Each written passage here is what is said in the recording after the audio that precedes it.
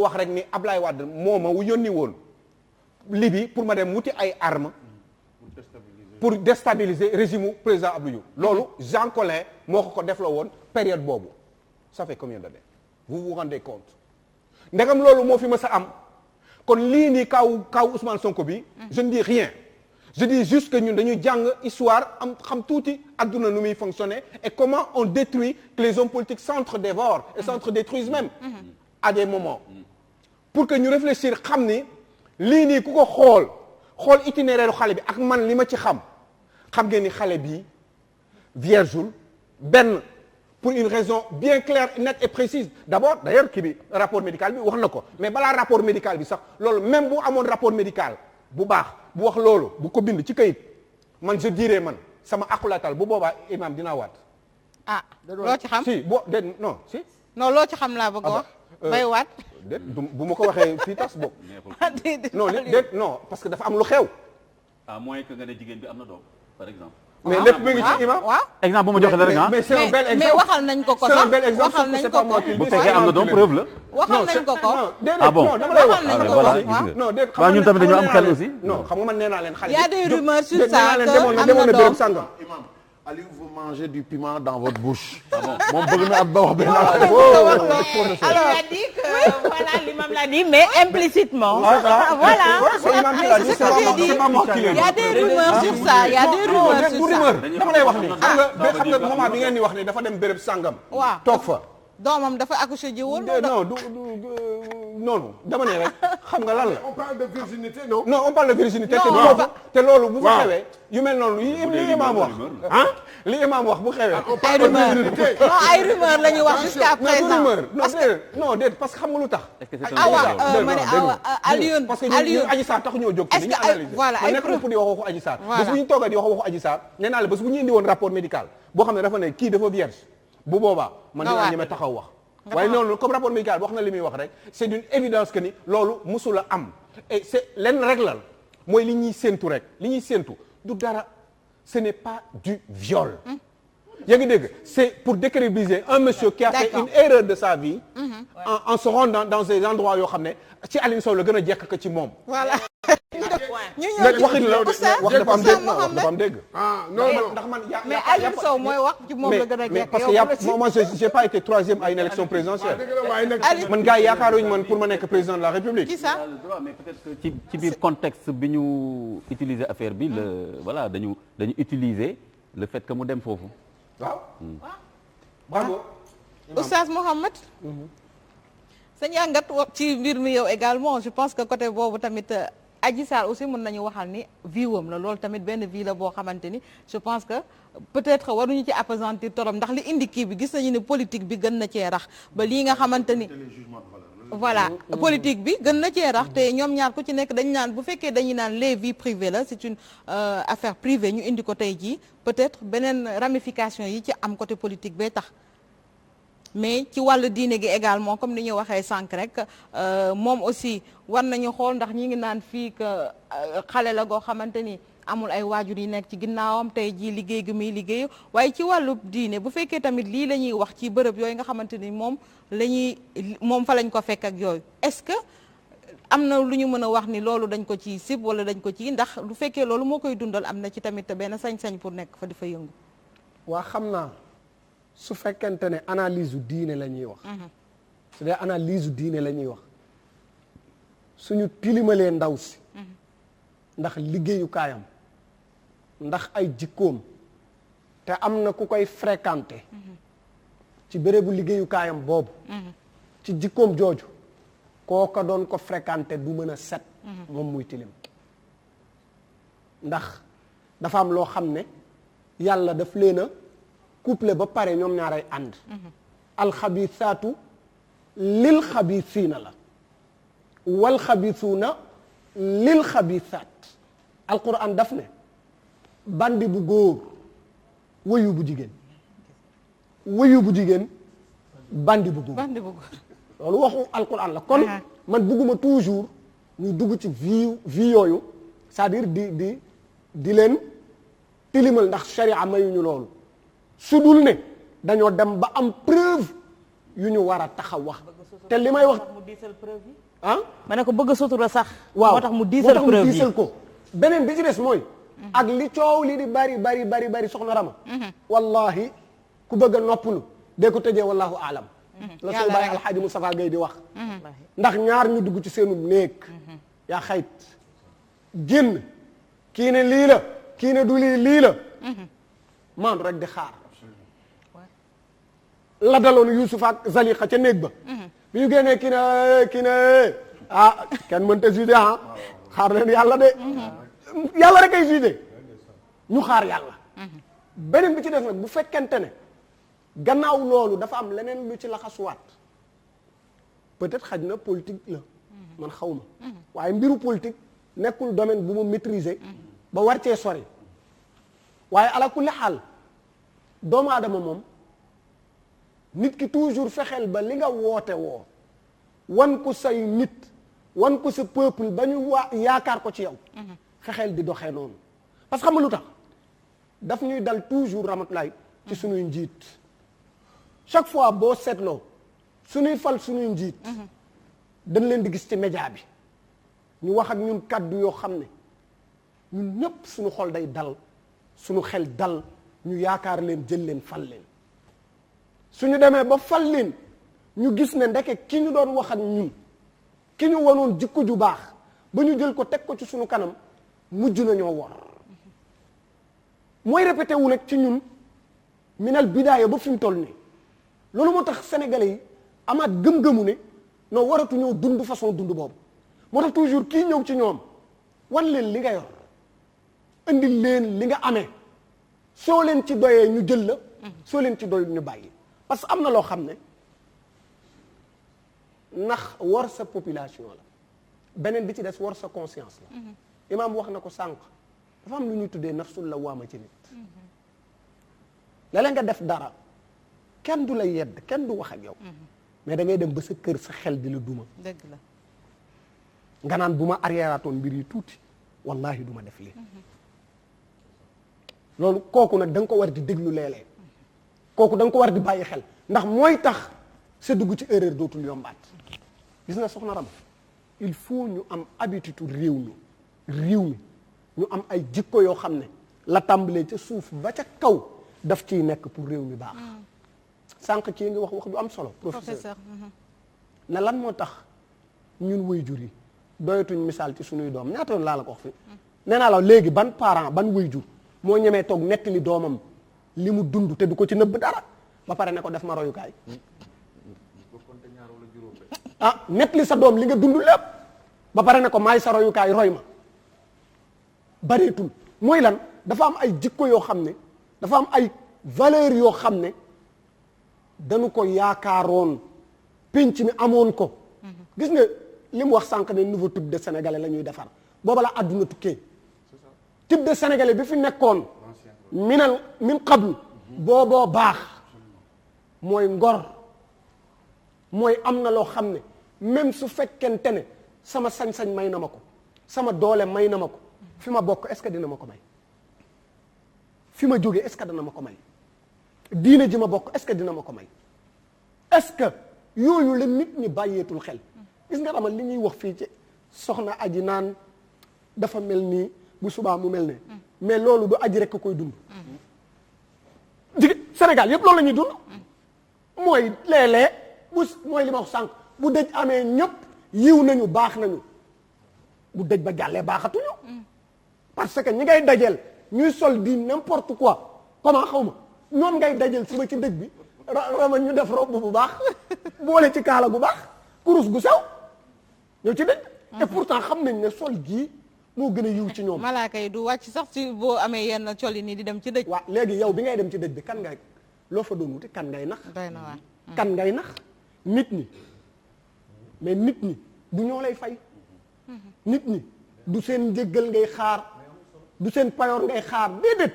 ki ngay xaar payooram ki ngay xaar njëggalam kooku moom daa iman mu nga yow gis nga toujours li may wax lu nit di def li wolof naan deretu nopp mooyul mbaggu boroom lu waay di def na nga ko xam ndax lu coow li bari bari wax naa ko sànq ci rajo bi li coow liy bari bu nu wàqee bàmmel yoor ci moom du alala la fay fekk du dooma la fay fekk du partisan moo la fay fekk du àndandoo moo la fay fekk du ki nga doon kompandoo lool say jëfa la fay fekk xoolal li ngay jëf i'mal ma shi'ta fa innaka mujazin bihi la yonent bi wax bëggal ku la neex àndal ak ku la neex da ngeen mës a tàqalikoo jëfal lu la neex nag mais mënoo fexe ba deesu la ko fay il faut nit ñi di dellu siwaat ci jëf yi di dellu siwaat ci wax yi beneen bi may tëjee nag te di ko bàyyi xel toujours rama mooy nit ñi nañuy def ndànk ci deru gor ñi nañuy def ndànk ci deru gor ñi jàpp nit di ko yàq rek ci lu dara sànq rek ndeysaan bi may dem Màkki taxi bi ñu jël góor gi mu ngi ñu koy net li góor gi dawal taxi bi fekk dañu dugg ci benn mbedd mu fekk xale yi di fo ñëw na ba ci seen tànk klaxonné xale yi faale wuñ ko mu ne leen moytu leen xale yi puus mu daal di jàll ma ne ko góor gi man de li ma jaaxal léegi mooy yéen ñiy dawal yéenay moytu nit ñi waaye nit ñi mooy toll mu ne ma xam nga nag li ci garaaw fi mu toll nii bu ma ci laaloon benn xale kenn génnee ca biir kër ga fekkeewul de waaye boo ko fekkee muy nettali da nga naan bi may mbëkk xale bi moo ngi taxaw mu ne ma dafa am waaju juy nettali benn accident policier bi di ko déglu mu nettali ba pare policier bi ne ko voilà yow fekke nga affaire bi yow moom ku mel ni yow lañ soxla pour un témoin mu ne policier bi déedéet dañ ma koo nettali rek man jotuma koo fekkee de ak li mu nettali lépp moom nee na fekkeewu ko loolu doomu aadama yi bëgg koo dunde te yonent bi daf ne yàlla dina jox aljanna ki bàyyi werante donte li mu wax donte moo am dëgg ki bàyyi werante donte moo am dëgg xam nga rama maag yow a toogandoo ci plateau bi gis naa sa robe bi verte na ma génn dajeeg daam wilaan suba daam ne ma man de ñëw ma ci seen plateau bi maa ngi ko doon seetaan ci télé bi waaye rama robam bu weex bi rafet na ma ne ko déet rama robe bu verte la sol mu ne ma déedéet daa weex xam nga maa ngi toog ak yow ma ne ko baal ma de kon man maa juum xaj na couleur bi ma nax yonent bi nee na yow mi def loolu yàlla waralul na la àjjana mooy yaa ngi bàyyi nga werante donte yow yaa am dëgg ñiy werante dañoo am dëgg ku fekkee ku xam ay ñu yor wa kaddu gi nag ba ñun ñëpp chargé suñuy téere jëf ay wax yoo xam ne dara leeruñu ci maa yalfizu min qawlin illa ladayhi raqibun atid lu waay di wax ñu ngi koy bind ñu ngi koy noté ne nit ñi teey te wàññi wax ji te bàyyi nag li des ba yàlla leeral dëgg la yàlla fa lillahi alhamd mooy xëy na laaj bu mujj bi laata ñuy dugg ci ñaareelu thème bi rek imaam yow laa ko bëgg jagleel ndax dañuy gis également que jugement bi ñuy wax ak maanute bi ñuy wax tamit ñenn ñi demeewuñ ko ci Adji Sarr ndax bu ma juumulee yaakaar naa ni ci yonent yàlla Isaa la am na ci benn soxna xaw ma nuñ ko doon tuddee mais bu dee ci bible bi dañ naan Marie de Magdalena mooy koo xamante ni maanaam tur moom dañ ko gàkkaloon ni prostituée la woon te pourtant ba maanaam yonent bi ñëwee ba nga xamante ni nit ñaa ngi ñëw di nekk ci wetam ci suufam ak yooyu moom mu doon jël di raxas tànk bi ak yooyu ba sax ñu naan ko lu tax jigéen gi nga xam ne dafa tilim di la laal ak yooyu ci la doon waxee sax que celui qui n'a jamais péché xam nga ose jeter la première pierre loolu également je pense que am na jàngat bu ñu ci war a jël ndax tey Adji Sarr tamit dañu gis ni dañ ko jugé brocardé ko di wax naan moom nii la mel jigéen bu kii la ak jigéen bu lii la te pourtant aussi am na ni ñu mën a waxee rek benn présomption de bonne foi boo xamante ni tamit moom war na ko yellool.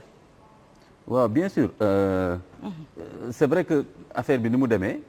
moo ci dugal loolu yëpp c'est-à-dire que entre plainte bi ak affaire complot politique bi ak li ci xew ba ci vidéo bi Adji Sarr mujjee def moo tax affaire bi jël dimension bi mais suñ jëlee rek individu ci boppam dañuy xam ne individu mën na dund lu bon ba mu yàgg mu dund lu baax mën na dund lu baax ba mu yàgg mu dund lu bon moo tax gisoo sànq ma doon wax ne nañu def sax attention nit mën na sax wax léegi waxu naa fekk mais fekk wax boobu la rek ci xaal bi mu toll mu yaakaar ni su waxee loolu génn ci mu wax ko te fekk loolu taxul mu nekk vrai dëgg-dëgg naa fekk wala fenkat nit dana fen ci dara taxul mu nekk fenkat mais da nga naan fen na bis boobu voilà kon voilà ci contexte bi léegi kon aussi Adji Sarr loolu la c'est-à-dire que ni mu demee mooy que dafa am combat politique bu teel a dugg ci affaire bi su ko defee nag camp bu nekk loo mën a gàkkal kële ba nit ñi bañ koo déglu tous les coups sont permis daal tous les coups sont permis te loolu moom laa doon wax sànq ne classe politique bi gis nga kon ni ñu ñàkk a nawloo population bi. parce que ñoom fi mu nekk nii seen image politique la ñuy ñafe. dëgg la loolu jaral leen. lu ne. voilà donc moo tax ma ne la ils prennent en otage. yaa ngi koy wax sànq le peuple mais est-ce que peuple bi jël nañ ko en otage est-ce que jël nañ également le peuple en otage ndax est-ce que peuple bi topp na leen peuple bi yëpp également topp na leen ci loolu am na ñoo xam dañoo démarqué wu carrément de cette chose politique là ñoom leneen la ñuy lijjanti muy seen dund au quotidien li nga xamante ni tamit. non mais attends le peuple lu xew fan yi waaw li gën na xew est-ce que mës na xew Sénégal le peuple li xew fan yi dañ ci boole ñoo xamante ni tëj na leen at fi mu nekk ak couvre-feu bi dañ leen tëj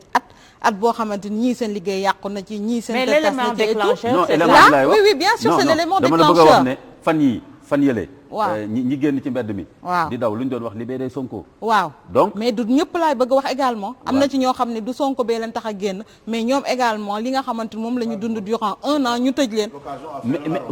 mais loolu yëpp politique la. mais Ramatoulaye loolu yëpp politique la. même ñi génn te génn ci pour Sonko. politique moo leen génne en fait parce que la preuve mooy da ngay gis même homme politique génn après naan waaw seen ñàkk liggéey moo tax bu ñu leen toppatoo woon ba ñu am liggéey nga xam ni kon politiser nañu. loolu on a vu des politiciens sortir pour dire di wax ci dossier bi pour défendre benn camp. voilà ça veut tout dire donc bu fekkoon ne neutralité boobu am ils na ont clivé le peuple. du am benn. dañu xaaj peuple bi ñaari camp léegi dafa am benn camp boo xam ni te ñëpp xam nañ ni mooy camp bi nekk ci pouvoir bi ñooñu li ñu bëgg mooy. kii nga xam ni dafay aspirer ci pouvoir bi maanaam kon jëlee ko suñu loxo. ñu fexe ba yàq deram léegi nag malheureusement pour Adji Sarr joué na ci benn rôle boo xam ni doo xam. jusqu'à quel niveau la ci am responsabilité personnelle. léegi nag lu jëm nag par contre yow vraiment sa question bi. mooy que nit ku nekk ci l'islam même dignité lañ koy jox. Nous sommes à comme on dit à égale dignité. Égale dignité c'est-à-dire mais égal voilà égal mu ngi justement aussi nag ba ay fee ñëw yoo xam ni doo gëm ci fee yi tamit daal ne non par exemple Zuleyxa bi mu bëggee song Youssoufa mu génn nit ñi newuñ rek ne oulala affaire boobu doy na war mais dañu dem vérifier fee yi bi ñu vérifier boroom xam-xam bi mu leen waxee nii bu yërëm xottee ko ci ginnaaw ndaw see ko song et cetera donc yooyu ay fee la yoo xam ne mujj nañ xam ne noonu la demee donc fee yi moom les faits sont têtus lu defu waxu maintenant fexeel ba ku ciy wax tamit nga yam ca la nga xam ci fee yi voilà loolu c'est important léegi maintenant par exemple côté dignité nag moom égale dignité te loolu su ma ko waxee mooy c'est-à-dire que Ousmane Sonko fi mu nekk ni tam boo respecté dignité waroo ko xas naan lu tax mu dem fa def fa lii te moom mi ngi doon woote li gëmu ko et cetera kooku tam c'est une chose te am na ñoo xam ne tamit ci beneen camp ñu ngi jéem a wane ni kii gëmul dara parce que lu tax mu dem fee te nee na jullit la te kii di wax loolu moom ci boppam waxu ko pour rek lu baax voilà waxu ko pour lu baax de c'est très complexe d'accord ñiy wax tamit Adji Sarr moom tamit jigéen bu doy waar la et cetera ñooñu tam dañoo nekk ci benn camp boo xam ni li leen intéressé mooy ñu wane ni ndaw si lu mu wax du dëgg voilà mais loolu àndul ak mandute c'est-à-dire ku ci nekk na nga ko jox dignitéem te yam ci li nga xam ci fee yi peut-être aussi liñ ci mën a jàngatee rek mooy que crise bi tamit gis nañu ni niñ ko doon waxee rek ndax xam naa ne waxtu gi jot na laal ko rek xanaa muy second thème bi rek dañu gis ni tey ji taxawaay kilifa diine yi nga xamante ni tey ji mënuñu ne le pouvoir temporel mën na dem sans le pouvoir spirituel parce que boo xawee les dénouement bi ñoom ñoo ko mujjee indi waaw loolu moom c'est une très bonne nouvelle quelque part mooy kon kilifa diine yi dimbali nañ askan bi te loolu askan bi di xaar ci ñoom parce que en fait nit ñi ñooy wax diine dafa mel ne diine en tout cas du l'islam moom dafa mel ne diine pour alaxira la jullil woor alaxira ñu peese sa yu baax mais diine dafa ñëw pour yéewanal adduna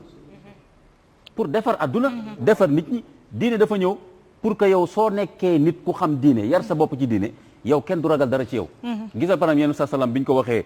bi mu ñuy jox définition jullit xam nga mun nga fa nekk di xaar ne pour moom jullit mooy koo xam ni da ngaa bëri looy wor et cetera mais dafa ne al muslimu man salima al muslimuna min lisanihi wa yadihi mu joxe définition bu simple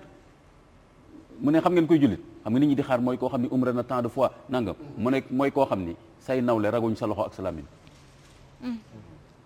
xoolal définition boobu nga xam ne kon diine dafa ñëw pour yéewanal adduna kon nag kilifa diine yi li ñu def nii tamit li ñu def nii tamit. dañu ñëw yéewanal benn situation bu metti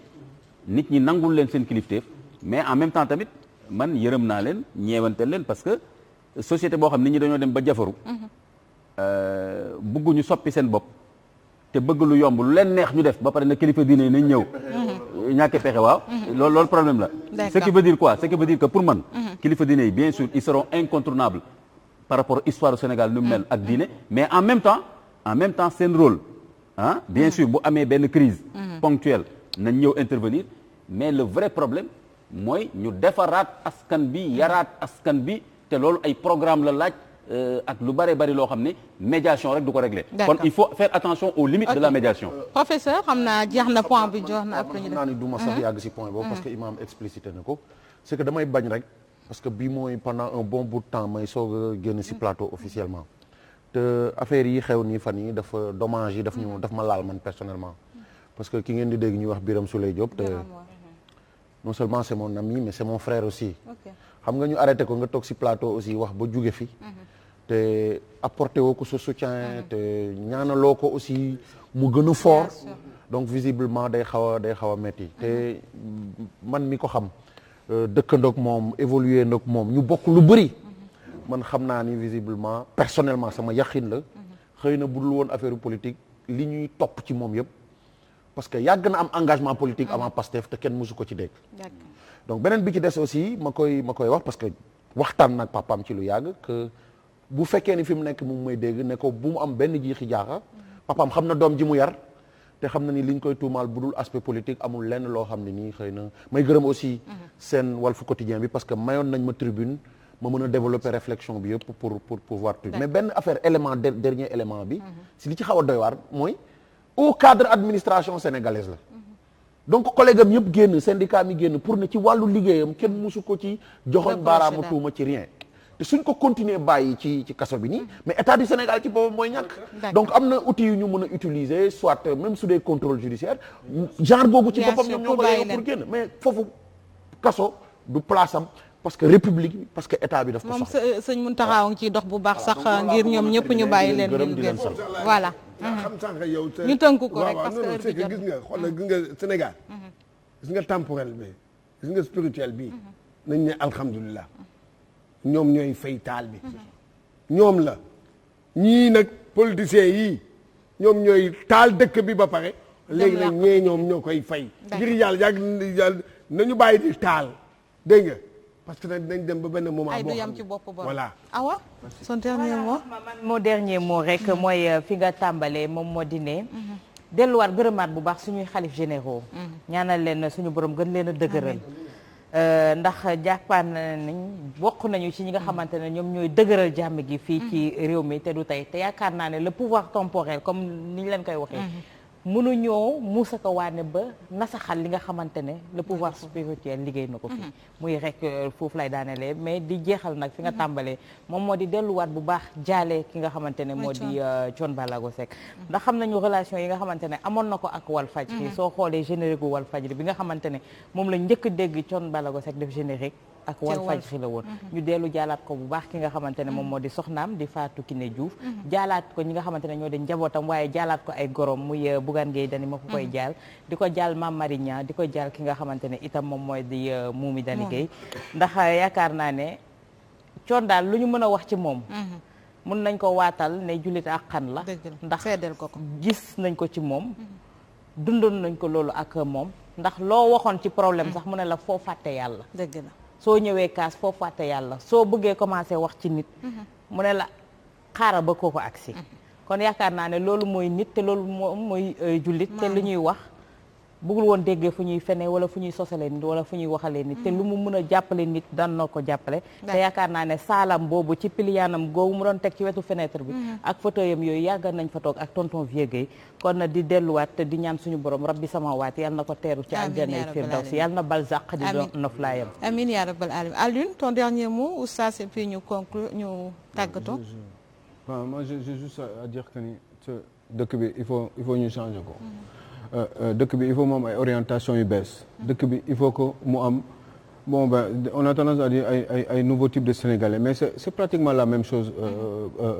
professeur parce que ñi nekkoon démb rek te ñu fàtte leen ñoom la ñuy indiwaat rek ci ay jikko pour mu doon lu bees li je dis juste que ce pays sénégalais fi ñu toll nii teraanga la ñu gëmuñu yàlla j'ai toujours pensé que ni bon ce serait peut-être trop long mais duñ ci étalé wu mais juste pour dire que ni rek il faut que pour dëkk bi ñu mën ko changer il faut que ñu am ay nitu dëgg te nitu dëgg yi man du ñii ma gis nii ci kaw nii laa koy ñoom la depuis 20 ans 30 ans ci ginnaaw en arrière Ramatoulaye on a bien remarqué que ni ce pays n'a jamais avancé parce que ci yi demee ni la parce que dëkk bu doon dëkku dëgg li ñu def Ousmane Sonko nii même bu fekkee ni sax erreur am na duñ ko toroxal nii parce que doomu aadama kenn du ko toroxal dëkk julli dëgg kenn du def li doomu aadama mënoon nañu lijjanti problème bi autrement discrètement ba pare concentré wu sur les priorités du pays ci mi nga xam ne moom mooy gars yi dañu sonn les gens ne mangent pas nit ñi dañu feebar liggéey amu fi et les gens sont fatigués il faut résoudre le problème justement des difficultés des Sénégalais rek waaw xam naa jaajëfalaat rek xalif généraux yëpp ni ko imaam waxee ndax dañoo delloo buum ca mooy ga rek ndax lépp lu mës a yëngu rek cim réew diine indi solution moom ala kulli xaal bu nu teelee nangu dem ca moom mooy solution bi bu nu yeexee nangu dem ca moom it mooy solution bi loolu rek moo feeñaat mooy wane ne kilifa diine yi la leen war musuñu cee deñ waaye nag li imaam wax jar naa bàyyi xel tam waruñu tam ñun tam di bàyyi ba yëf yi teeñ ñuy doog a dellu si ci ñoom te ñoom chaque fois ñu ngi ñuy woo ci ay conférence dañu woo ci ay màggal dañu woo ci ay gàmm di ñu jox ay message yooyu bu mu ñuy romb nañ koy capter di ko jëfandikoo du ñu yegg sax ci fii ba muy laaj ñoom ñuy génn de médiation incha allah ñu jaajëfal ko bu baax jaajëfal également suñu gan yi Imam Kanté mu jaajëfal professeur Abdou Khadre Sanogo ci dikk gi nga xamante ni yombalal nañu ko ba ñu ñëw rek joxante dig daje mbokk yi beneen vendredi bu soobee suñu borom daal di jaajëfal Cheikh Tidiane Diop Amdi Sidibé Mballo jaajëfal Mami Kanté ci caméra bi Babacar Diouf ak Ousseynou Sall